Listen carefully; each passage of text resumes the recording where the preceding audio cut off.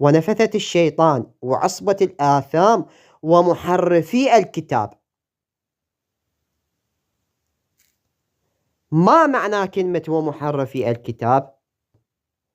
في قوله عز وجل أن أهلكني الله ومن معي، قال عليه السلام، الرواية عن أبي بصير، أبي بصير قرأ هذه الآية يم الإمام الصادق عليه السلام، قال إن أهلكني الله ومن معي، قال عليه السلام الإمام الصادق هذه الآية مما حرفوا وبدلوا وغيروا.